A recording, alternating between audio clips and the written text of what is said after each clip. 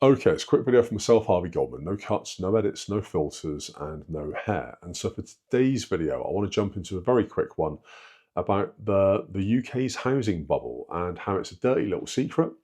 And this is what nobody's telling you. So everybody's talking about house prices that are going up, but almost nobody's talking about why that's a massive problem for the UK. So stick around, I'm going to show you the unseen economic time bomb that's basically building, and also what you're able to do if you're caught in the middle of it. So we all know the classic line that property always goes up, but let's be real, housing in Britain has become less of a home and more of a burden. It's now almost a speculative asset.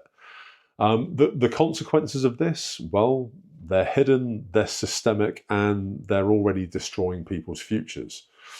So mortgage debt in the UK is at a record high. And it's not because people are irresponsible, it's not.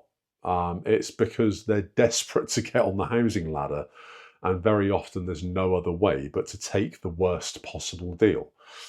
There are obviously government help to buy schemes, but they just artificially inflate prices, which means that you're giving free money to the government and free money to developers, rather than actually, buying a home, which is the whole reason that you've gone onto the scheme.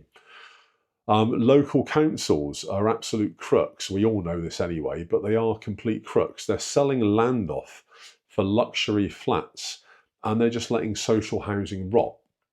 Or they're being party to developments, and only a few houses on the development are for social housing, which isn't curing any part of the problem. It's just making it worse. Rental costs are skyrocketing. People are now paying more to rent than they would even on a mortgage, but they still can't save for a deposit. And the banks have got this thing where you need, obviously, to prove your income to be able to qualify for a mortgage. You need to show that, say you're on £30,000 a year, and they'll then say, right, well, that's great. You've got 30 grand a year coming in.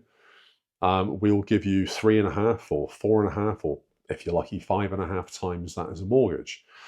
So that's how you get on that ladder. So with a £30,000 income, you might get a mortgage offer of around 125 to 150,000 with a good mortgage company.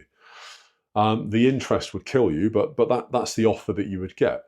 Now, if you went to the same mortgage broker and you said, right, so I've not got any savings, and I've been paying rent, and I've been paying £1,200 a month rent for the last 3 years, 5 years, whatever it is, they would just say, well, you don't qualify for a mortgage. You can't do that. You've got no deposit built up. It's like, but I've paid all that money in rent. You know that clearly I can pay £1,200 a month and not default. So surely I can pay £750, £800 a month and not default on the same level of income. Banks won't have it. It's an absolute nightmare.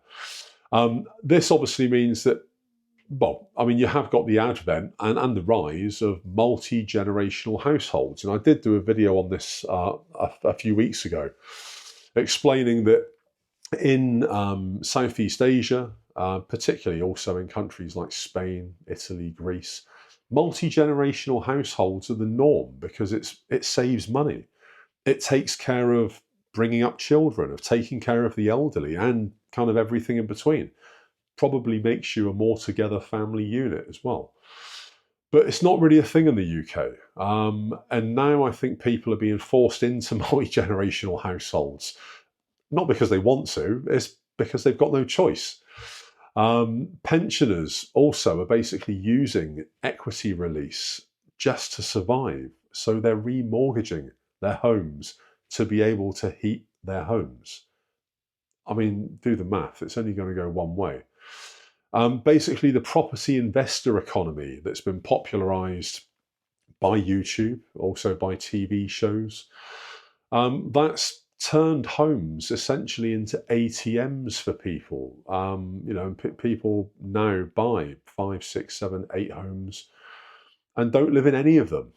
Perhaps they don't even live in the UK, which seems ridiculous. And it's kind of drying the market up for our population, which still need properties to live in. So there has to be a downturn to this. There's got to be a flip side. There must be an inevitable correction. So when the rates rise and the buyers dry up, who's left holding the bag? Go figure. I mean, if you think that this doesn't affect you because you own your home, you don't really ever own your home, but because you own your home, think again. Your pension, your taxes, your kids' futures, all of that is tangled up in this mess. And for people that have got a mortgage, you might have taken out a 20-year mortgage. You might be 18 years into it. You might have about £10,000 left to pay on your property, and you think that you own your home. Just miss a couple of payments on that mortgage and let me know how that works out for you. Let me know who owns your home then. So anyway, food for thought. So look, let me know what your thoughts are on this, on the UK property bubble. Is it going to crash? When's it going to crash? What's that going to look like? Drop it in the comments and let me know. YouTube is going to put another video probably about there. Like, follow, subscribe, ring the bell, all that jazz, and there will be another video tomorrow. Goldman, peace out.